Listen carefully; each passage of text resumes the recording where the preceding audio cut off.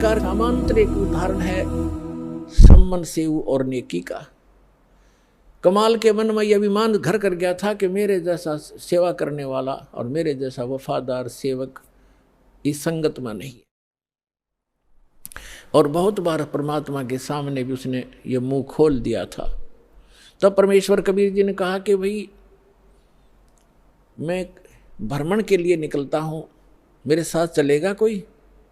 तो कमाल ने कहा जी मैं तो आपके साथ चलूँगा, मेरे बगैर सेवा आपकी करेगा कौन? परमात्मा बोले चल। वाजिद नाम के एक राजा थे, वो घर त्याग कर चले गए थे, फिर उनको जंगल में भगवान मिले थे, उनको फिर अपने साथ रखा था, वो भी सेवक हो गए थे ज्ञान समझ के। तो वो दोनों जने वाजिद और कमाल और परमात्मा तीनों जने चल पड़े। उधर से सम्मन और नेकी उसकी पत्नी और सेव उनका पुत्र। नेकी और सम्मन जो है दोनों चूड़ी पहनाने का काम किया करते, मनियार का। और ये एक स्वभाव बन जाता है भक्त अपने का, खासकर कबीर परमात्मा के बच्चे का नाम लेने के बाद वो ये सोचता है तेरा कल्याण तो निश्चित, और इस सामने वाले ने भी समझा दूं किसी तरह। तो कोई जैसे कोई मजदूर जाता है किसी सेठ के काम करता है, उसको भी कोशिश करता है इसको ज्ञान बता दूं, लेकिन वो सातवें आसमान पर होता है। उसने एक मजदूर की बात कैसे सुनावे ना सुनो, लेकिन कोशिश रहती है कि इसकी किसी प्रकार बुद्धि सेट हो जाए, इसका जीवन नाश हो रहा है। हमारे भक्त की ये चेष्टा रहती है। तो वो सम्मन और उसकी पत्नी जहाँ भी चूड़ी पहनाने जाते थे बहनों को, तो परमात्मा की चर्चा शुरू कर देते थे। हमारे वो गुरु जी ऐसे हैं, सिकंदर लोधी को जलन का रोग हो गया था, वो ठीक कर दिया। स्वामी रामानंद जी का कत्ल कर दिया था सिकंदर लोधी राजा, दिल्ली के बादशाह ने हमारे गुरु जी ने जीवित कर दिया उन्हीं के सामने। एक कमाल नाम का लड़का था, बहता हुआ आ रहा था, हमारे गुरु जी ने वो जीवित कर दिया। हमारे गुरु जी बड़े सक्षम हैं, नाम लेने से मोक्ष हो जाता है, सदा दुख मिट जाते हैं, यहाँ भी सुख मिलते हैं। अब वो गरीब व्यक्ति चूड़ी बेच के गुजारा करें, मुश्किल से उनका निर्वाह चल रहा था। और वो समझाओ उन सेठों की, धनी व्यक्तियों की पत्नियों को, लड़कियों को, तो उनका कैसे बात गले उतरे, बल्कि उल्टा वो चिढ़न लाएगी। कहते हैं तुलसी पिछले पाप से हरि चर्चा ना भावे, और जैसे जबर के बेगते भूख पैदा हो जावे। किसी का मलेरिया बुखार हो गया हो, उसको काजू किशमिश भी कड़वी लगे, सेब भी कड़वे लगे, रोटी भी कड़वी लगती है। वो रोटी सेब कड़वे नहीं है, उस बुखार ने उसके शरीर की, रोगी के शरीर की व्यवस्था बिगाड़ दी, जिसको मीठी वस्तु भी कड़वी लग रही है। इसी प्रकार पापग्रस्त प्राणी को परमात्मा की चर्चा सुहाया नहीं करती, भाया नहीं करती, अच्छी नहीं लगती, वो दुख मानता है। अब वो कहा करती थी कि तुम्हें तो खाने को दाने नहीं, और तुम बताओ हम तुम्हारे गुरुजी इतने सक्षम हैं, फलान है, चुप रहो, अपना काम करो।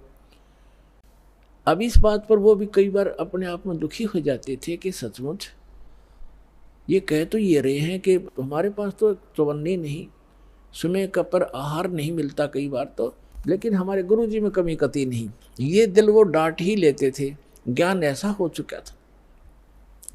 तो पुण्यात्माओं, ये कथाएं हैं, ये आपके लिए गाइडलाइन है। आप जी विचलित ना होना, कुछ भी हो आने दो समय। परमात्मा कहते हैं कल्पे कारण कौन है, कर सेवा नी काम, और मन इच्छा फल देऊंगा जो पड़े मेरे ते काम।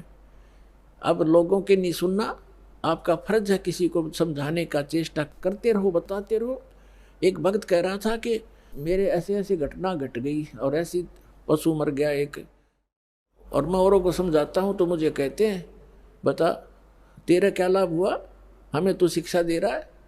तो पुण्यात्मा, अध्यात्म ज्ञान धीरे धीरे समझ में आओगे आपके। संसार तो एक आम दंत कथाओं पर आधारित है, और जिन पूजाओं को वो करते हैं उनके बालक तक मर जाते, तब वो कभी चिंतित नहीं होते कि हम ये भक्ति क्यों कर रहे हैं, छोड़ क्यों नहीं देते।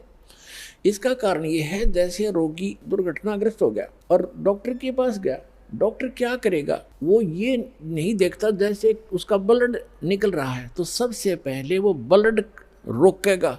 अगर ब्लड सारा निकल गया तो मृत्यु को प्राप्त हो जाएगा। अगर टांग टूट रही है, पीड़ा हो रही है, उसको नहीं छेड़ेगा, पहले सबसे पहले वो ब्लड रोकेगा उसका, ताकि ये रुक जाए और ये इसका जीवन रक्षा हो। और वो वो कह रहा है रोगी खाए मर गया, टांग बहुत पीड़ा कर रही है, वो करती रहे, वो उसकी परवाह नहीं करेगा, पहले उसका जीवन रक्षा करेगा, वो ऑपरेशन करेगा जहाँ से ब्लड निकल रहा है।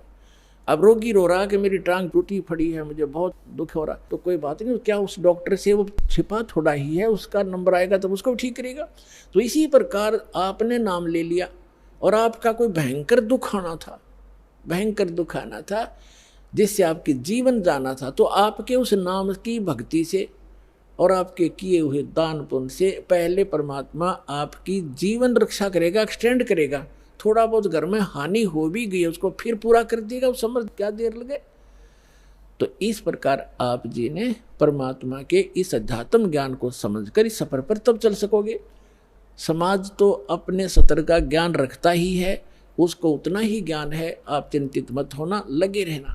तो इसी आधार से वो सुनते भी रहते थे, फिर परमात्मा के ज्ञान से दृढ़ रहते थे, फिर भी कहीं ना कहीं जो एक बार नहीं 2 बार सुनाने से चिढ़ जाता था उसको छोड़कर अन्यों को वो सुनाते थे, अपना काम जारी रखा। अब उधर से क्या हुआ, एक दिन अपने आंगन में बैठकर, गर्मियों का मौसम था, शाम के समय अपना बैठे थे तीनों, पिता पुत्र पत्नी उसकी, और वो लड़का जब बच्चों में जाता था वो भी यही चर्चा करता था कि हमारे गुरुजी के सिकंदर लोधी दिल्ली के बाद सभी शिष्य हो गए, वीर सिंह बघेल काशी नरेश हमारे गुरुजी का शिष्य है, बिजली खां पठान मगर नरेश हमारे गुरुजी का शिष्य है, ऐसे ऐसे सुख देते हैं, ऐसे ऐसे सुख देते हैं। बच्चे भी बताया करते हैं अन्य बच्चों में बैठकर हमारे बच्चे, तो वो बच्चे उसको चढ़ाते थे सेव को कि तुम्हारे गुरुजी तो लालची हैं, वो तो राजाओं के घर जाते हैं और तुम्हारे घर ना आए कभी भी, क्योंकि तुम गरीब हो, तुम्हारे घर क्यों आएंगे। तो वो बच्चा इस बात से दुखी हो जाता था। अपनी माँ से एक दिन कह रहा था, दोनों पिता पुत्र वहीं बैठे थे, उनकी माँ भी बैठी थी बच्चे की, तो लड़का कहने लगा, पिताजी गुरुजी कभी अपने घर भी आएंगे। तब नेकी ने कहा, बेटा अपने घर तो वो रहते ही हैं, हम भगवान से जुड़ गए हैं तो हमारे साथ है परमात्मा, हमें दिखाई नहीं देते। ये तो ठीक है माताजी, लेकिन एक बार गुरुजी अपने घर आ जाए ना, बस फिर तो जो मेरे को ऐसे ऐसे गली के बच्चे कहते हैं उनका मुंह बंद हो जाए, फिर मैं बता दूं हमारे गुरुजी लालची नहीं है। तो कहने लगे, बेटा भगतों ने संसार की नहीं सुननी चाहिए, अपने गुरुजी के ज्ञान को आधार बनाकर जीना चाहिए। कहने तो उन बच्चे बालक हैं, उनको पता नहीं है, हमारे गुरुजी लालची थोड़े हैं, उनकी दृष्टि में तो सभी एक जैसे हैं। फिर भी बालक है, आंखों में आंसू भर के कहता है, एक बार गुरुजी आ जाए ना, बस फिर तो मैं उनको कह दूंगा, देखा ना हमारे गुरुजी ऐसे नहीं है। परमात्मा कहते हैं कि मेरे भगत की टेंशन मेरे से देखी नहीं जाती। अब उधर से वो चल ही पड़े थे, उधर से वो कह रहे थे, इतने में सामने आके दरवाजा बाहर की तरफ खड़े हो गए गेट पे और आवाज लगाई, रे सम्मन। नेकी कहने लगी, गुरुजी का आवाज नजर आती है। सम्मन कहने लगा, गुरुजी कहाँ आएंगे इतनी दूर, उनके पास समय कहाँ है, लाखों से उनके कहाँ कहाँ जाएंगे, आपको वैसे धोखा लगा। इतने में फिर आवाज लगाई, रे सम्मन है घर पे।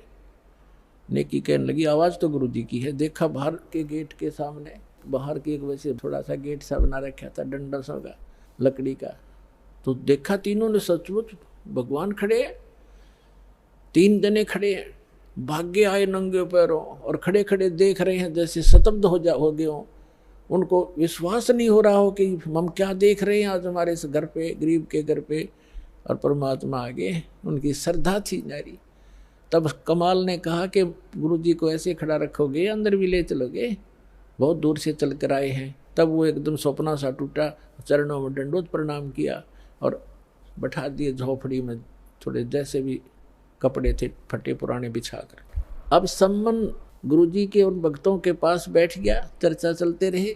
फिर कुछ देर के बाद पूछा, भगवान खाने का सुनाओ, अभी खाओगे या कुछ ठहर के। तो परमात्मा ने कहा कि भाई भूख तो लगी है बच्चा, पैदल चल कर आए हैं, भूख लगी है, व्यवस्था कर लो। सम्मन अपनी पत्नी के पास पीछे झोंपड़ी में आया, बीच में आंगन था, पीछे रहने की एक झोंपड़ी थी। उसमें आकर कहा कि भोजन बनाओ गुरुजी के लिए, संतों के लिए। नेकी ने कहा कि आज हमारे घर पर 100 ग्राम भी आटा नहीं है। समन ने कहा कि ला तेरा ये चीर जो बहनें रखती हैं अलग से कपड़ा, वायल, चूंदड़ी। कहने लगी ला तेरा ये चीर दे दे कपड़ा, इसको गिरवे रखाऊंगा और कुछ आटा ले आता हूँ। तब उसने कहा नेकी ने कि मैं जहाँ मुझे मिलने की आशा थी उन घरों में मैं मांग आई, और ये मैंने प्रार्थना भी कर दी उनसे कि मेरा ये कपड़ा एक ही है, इसको रख लो, कुछ आटा उधारा दे दो, फिर अपना चीर ले जाऊंगी और आटा दे जाऊंगी। तो उन्होंने कहा कि ये फटा हुआ है एक स्थान से, इस कारण से किसी ने इसके बदले में आटा भी नहीं दिया। अब कलेजा पकड़ कर बैठ गया सम्मन, हे भगवान, पहली बार तो गुरुजी आए, मैं कैसा नीच हूँ, कैसा दुर्भाग्य हूँ। ज्ञान से पता ही उसको लग गया था कि जिसने पूर्व जन्म में पुण्य नहीं कर रखे, तो दान नहीं कर रखा, दान करने वाले को ही धन मिला हुआ होता है। आज जो दान कर रहे हैं उनको आगे धन ही मिलता है। तो वो इस बात से बड़ा चिंतित था, मैं कितना नीच रहा हूँ, पिछले जन्म में दान किया नहीं, अब दान योग्य मेरे पास कुछ है नहीं, पिछले जन्म का ऐसा कर्महीन इंसान रहा हूँ मैं, आज मैं अपने गुरुजी को भोजन नहीं करा सकता, संतों भूखे जाएंगे मेरे द्वार से। आंखों में आंसू आ गई बुरी तरह। तब नेकी ने कहा कि आप ऐसा करो, चिंता मत करो, कोई यत्न बनाओ, आप रात्रि में चोरी कर लाना और गुरुजी से कह दो भगवान सुबह भोजन कराएंगे। अंतर्यामी सब जान जाते हैं। तो समन ने कहा कि सुबह कहाँ से लाएंगे, सुबह की कैसे कहूँ। नेकी ने कहा कि रात्रि में चोरी कर लाओ तुम। अब उसी समय सेऊ कहने लगे, अब लड़का रोज सुना करता माता पिता के मुख से बेटा भूखा रह जावे, पर चोरी नहीं करनी चाहिए। चोरी करने वाला व्यक्ति कभी भी सक्सेस नहीं होता, उसका नाश होया करता है, महाअपराधी व्यक्ति होता है। तो सेऊ कहने लगा कि माता, गुरुजी रोज सत्संग में सुनाते हैं चोरी नहीं करनी चाहिए, और आज मैं आपके मुख से सुन रहा हूं कि चोरी कर ले हम, इससे अच्छा तो हम मर जाएं, वो अच्छा है, भूखे मर जाएंगे, गुरुजी से हाथ जोड़ लेंगे। तब नेकी ने कहा बेटा बात सुन पुत्र, तेरी बात बिल्कुल सही है, चोरी करने वाले का नाश होता ही होता है, विनाश होता है। लेकिन पुत्र हमने इस नगरी में कुछ समय व्यतीत किया है और यहाँ का अन्न पानी हमने खा रखा है। ये बालक हैं नगरी वाले, जानबूझ कर आटा नहीं दे रहे, 2 किलो आटा, कोई 3 किलो आटा, दुबर होता है। इतने बड़े अरे सेठ हैं ये सारे, पैसे वाले हैं। लेकिन आज ये क्या कह रहे हैं कि तुम रोज डींग मारा करते, बड़ाई करते थे, हमारे गुरुजी ये कर देते, हमारे गुरुजी ये कर देते। आज तुम्हारे गुरुजी पर घर भरवा लो, तुम मांगते क्यों फिरते हो, तुम्हारे घर भर देगा भगवान तुम्हारा। इस कारण से भी वो हमें कुछ भी सहयोग देने को तैयार नहीं बेटा। और जय परमात्मा यहाँ से निराहार चले गए, आग लग जाएगी इस नगरी में। अब तू सोच ले, या नगरी बचानी है या नहीं। तब सेव कहने लगा माँ आप जो कहोगे वही करेंगे। और बेटा 3 शेर लाना चोरी करके, हम नहीं खाएंगे, गुरुजी बच्चों भगवानों को खिला देंगे, तो यह नगरी बसी रह जाएगी। इनमें अभिमान छा गया, पैसे का, धन का, इनके अंदर अभिमान है जो इनको नाश कर देगा इनका। शाम को कह दिया भगवान सुबह वक्त से भोजन कराएंगे। समझ गए कि बेटा जल पिला दे 1 गिलास, पी का 1 गिलास जल, बैठ गए भोजन पर। लेटने वाले लेट गए। 12:30 बजे सी रात्रि के दोनों पिता पुत्र चोरी करने चले गए। पहले कच्ची मिट्टी के महल मकान होते थे, छोटी ईंटें होती थी बिल्कुल छोटी, तो कच्ची ईंटों का वो मकान था, उसमें सुराख कर लिया, ऐसा अंदर प्रवेश कर जा, ऐसे घिसट गए। तो सम्मन ने कहा कि बेटा तू बाहर रहना, मैं अंदर जाता हूँ, और यदि लाला जी जाग जावे मैं आटा बांध के कपड़े में और बाहर फेंक दूंगा, तू लेके भाग जाना। तब सेऊ ने कहा पिताजी अंदर मैं जाऊंगा, और यदि लाला जी सेठ उठ गए, जाग गए, तो मुझे पकड़ भी लेंगे, तो मैं बालक करके मुझे माफ़ कर देगा राजा, और नहीं ये राजा चोरों को माफ़ नहीं करता, फांसी देता है। और पिताजी आप तो बड़े हो, आपको क्षमा नहीं करेगा। तब सम्मन ने कहा बेटा अगर तेरे को फांसी दे दी तो मैं क्या करूँगा, जी कर, मेरा कहाँ ठिकाना होगा। तब सेव ने कहा नहीं पिताजी ये मेरी अर्ज मानो, और मैं फिर भी बालक हूँ, मुझे क्षमा हो जाएगी, मैं जाता हूँ। यूँ कहकर वो घुस गया। तब सम्मन ने कहा बेटा 3 शेर से ज़्यादा नहीं लाना। अब जो ही उसने अंदाजा सा आटा निकाला, अपने फटे पुराने कपड़े में बांधा, चलने लगा तो एक तराजू रखी थी तखड़ी, उस पर पैर रख गया, आवाज़ होगी जोर से, लाला उठ गए और चोर चोर करके जो ही सेव निकलने की चेष्टा कर रहा था उसका पैर पकड़कर घसीट लिया वापस, और उसने आटा बाहर फेंक दिया। पिताजी आप ले जाओ, मुझे बनिए ने पकड़ दिया। अब वो आटा लेकर भाग गया। उधर से लाला जी ने उसको बांध दिया रस्सी से, थांब के खंबे के अंदर मकान के, और पूछा कौन है तो किसका है। उसने सच्ची बता दी, मैं ऐसे सम्मन मनियार का लड़का हूँ, सेव मेरा नाम है। और कहा कि लाला जी इतना गुस्सा क्यों हो रहा, 3 सेर आटा लिया हमने, हमारे घर हमारे गुरुजी आए थे, उनको भोजन कराना अनिवार्य था, हमारे घर पर था नहीं, इतनी सी बात, हम चोर नहीं है। अच्छा तुम्हारे गुरुजी आए हैं, ठीक है, अब समझ गया मैं, वो चोरी कराने आते हैं, वो इसीलिए आते तुमसे चोरी कराते हैं और बात बनाते हो बड़ी बड़ी। अब सेव ने सोचा या और बात बिगड़ गई, अब गुरुजी को और सदा दिवाओगा ये राजा से कहकर। अब विवश था, उधर से आटा लेकर पहुंचा सम्मन, उसकी नेकी ने पूछा कि बेटा कहाँ है, कि वो तो बनिए ने पकड़ लिया। अब नेकी के मन में कैसी प्रेरणा आई कि ये तो बात बिगड़ गई, लड़का पहचान में आवेगा और पुलिस वाले हमारे घर आएंगे, अभी आ लेंगे घंटे भीतर, और गुरुजी को पकड़ेंगे और कहेंगे कि ये कराता है चोरी, ये कभी चोरी नहीं करते था, ये आया है तो इसने चोरी कराई है, और गुरुजी को दंडित करवाएगा सेठ। जैसे उनकी बुद्धि ने काम किया कि आप जाओ लड़के का सिर काट लो किसी प्रकार बुला बुलू के, और बाहर सिर निकलवा लेना, और सेठ से कहना कि छोड़ना मत, रस्सा बांधे रख, 2 बात बतलानी है। और लड़के की शीश काट लिया, और फिर सेठ उसको घर नहीं रखेगा, वो अपनी जान बचाएगा, 302 के मुकदमे से बचेगा, और वो उसको कहीं और डाल आएगा, फिर तुम 100 उठा लाना। अब नेकी लेके इतना बड़ा छुरा और चल पड़ा, और जाके कहा कि सेऊ बेटा 2 बात करनी, कल तो आप शायद मारे जाओगे बेटा, और हम 2 बात बताना चाहता हूँ तेरे कान में।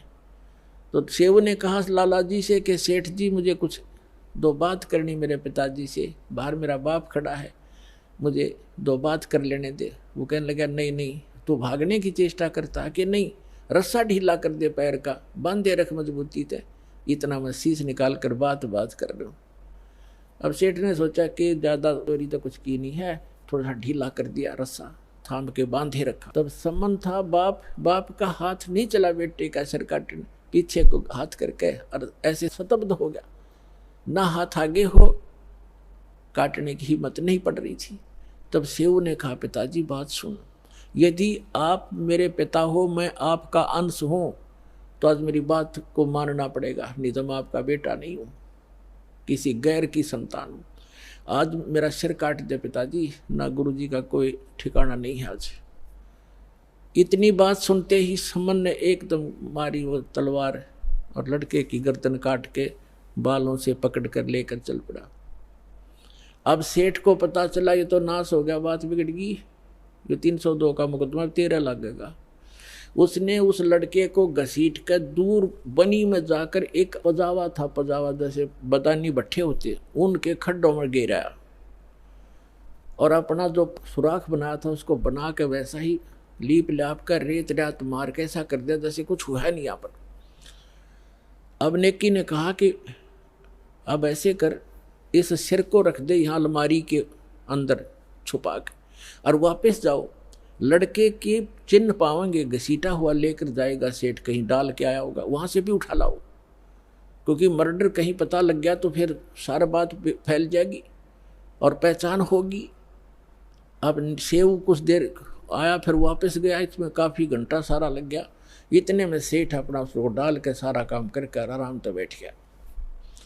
वहाँ जाकर देखा जहाँ उसके निशान जा रहे थे घसीट के, उन तीनों के साथ साथ जाकर बच्चे को उठा कर ला के अंदर के कोठे में डालकर कपड़े बोरी बारी से ढक दिया कि गुरुजी चले जाएंगे, उसके बाद बच्चे का अंतिम संस्कार कर देंगे। अब उधर से भोजन बढ़ाया, लड़का कटा पड़ा है, इकलौता पुत्र की गर्दन कटी पड़ी है, वो कत्ल हुआ पड़ा है, और माँ रोटी बना रही है गुरुजी के लिए। भोजन बना के और कहा सम्मन से कि बुलाओ महात्मा जी को, गुरु जी को जल्दी भोजन करा देंगे, फिर ये प्रस्थान कर जाएंगे वक़्त से। सुबह 5 बजे भोजन करा दिया, 4:30 बजे बना दिया। परमात्मा उठे, उनके तीन पात्रों में, 3 दोनों में भोजन डाल दिया, सारा जितना बना रखा था। परमात्मा ने कहा भाई ऐसे करो, इसको 6 दोनों में डालो, 3 तुम हो 3 हम हैं। तब समन ने कहा महाराज जी हम तो फिर खा लेंगे, आप खाओ। नहीं, परमात्मा बोले प्रसाद बनाएंगे भाई और सब खाओगे, बैठ जाओ। अब वो दोनों बैठ गए, उन्होंने 5 पात्रों में कर दिया उसको। परमात्मा ने कहा 6 में कर भाई, वो 6 में कर दिया। 5 बैठ गए खाने के लिए, अपने अपने सामने रख के। और यूँ नहीं बताना चाहते कि लड़का ऐसे हो गया। अब वो ये सोच रहे थे गुरुजी पूछेंगे तो बतावाएंगे, भाई हम जिक्र भी नहीं करना चाहते, और पूछेंगे तो कह देंगे जी कहीं खेलने चला गया होगा।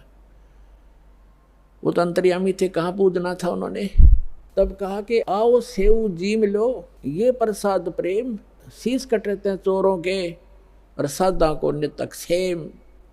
कहते हैं सेव धड़ पे शीश चढ़ा, वो बैठा पंगत माँ, और नई निशानी गर्दन कहियो ओ सेव उकना। बोलो सतगुरुदेव।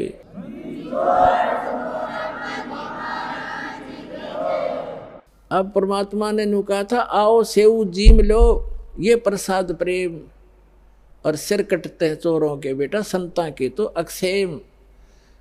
संतों की तो शीश की रक्षा होती है। आ जाओ आप भोजन पाओ। कहते हैं सेव धड़ पर शीश चढ़ा, अपने आप शीश उठकर उस धड़ पर लग कर, और सेव भाग्या आया बाहर बैठ के, और भोजन पंगत में बैठ गया खाना खाने के लिए। और माता पिता ने निशान देखा कि निशान भी नहीं गर्दन का कहीं कटे हुआ। अंदर उठ कर जाकर देखा वो शव नहीं, वो शीश नहीं, वहाँ रकत के कुछ धब्बे जरूर पड़े हैं। तो पुण्यात्माओं, यदि भगवान की ही आप तुलना करना चाहते हो, पहचान करना चाहते हो, श्री कृष्ण जी को आपने ताम्र ध्वज के जीवित कर देने मात्र से उनको भगवान मान लिया, तो कबीर भगवान के ये लक्षण उसके समांतर समझना। और देखो जैसे कमाल था, उसका जीवन शेष नहीं था, और परमात्मा ने उसकी एक्सटेंशन आयु कर दी। अब उस दिन कमाल के हृदय में धक धक हुई और चरण पकड़ दिए, ने बोले भगवान। परमात्मा ने कहा सेव तो कह रहा था ना मेरे जैसा कोई सेवक नहीं, तूने सेवक तो देखे नहीं थे बेटा। कमाल भी शतब्द हो गया, नु कहने लगा भगवान सचमुच मैं तो इनके चरणों की धूल भी नहीं था। तो बेटा एक से एक साधु भगत होते हैं, अभिमान नहीं करना चाहिए। उसकी फड़क निकाली। अब फिर क्या किया, परमात्मा ने कहा बेटा तेरा अब देखना ठाठ हो जाएंगे समन। कहते हैं सत ना छोड़े सूरमा, सत छोड़े पतदा, और सत के बांधे लक्ष्मी फिर मिलेगी। यार आपने अपनी तो क्रिया को छोड़ना नहीं चाहिए। जैसे वो मजाक करते थे, इसे तुम्हारे भगवान ने ये कर दे, लड़का जीवित किया और फिर सम्मन को इतना धन दे दिया परमात्मा ने, 1 नंबर का सेठ का है उसी जीवन में। तो परमात्मा कहते हैं कल्पे कारण कौन है, मन में ज्यादा कल्पना मत कर, फलाना यूं कह रहा था तुम्हारे कुछ नहीं हो रहा। आन दे समय कल्पे कारण कौन है, कर सेवा नहीं काम, और मन इच्छा फल देऊंगा जब पड़े मेरे ते काम। फिर परमात्मा कहते हैं धीरे धीरे रे मना धीरे सब कुछ हो, और माली सींचे 100 गुणा समय आए फल हो। अब आपने आम का बीज बोया है, जैसे पौधा बोते हैं, सैकड़ों घड़े उसमें पानी की सिंचाई होती है, और उसको परिपक्व होने दो। परिपक्व होने के बाद फिर देखना कितना लदपद होगा फलों से। आप भी खा लोगे, पड़ोसी भी खा लेंगे, रिश्तेदार भी ले जाएंगे, तो भी खत्म नहीं होगा। तो ये भक्ति, यथार्थ भक्ति रूपी पौधा आज आपने लगाया है, इसको कुछ समय दो और फिर देखना कितने सुख देगा ये कबीर भगवान आपको। बोलो सतगुरुदेव।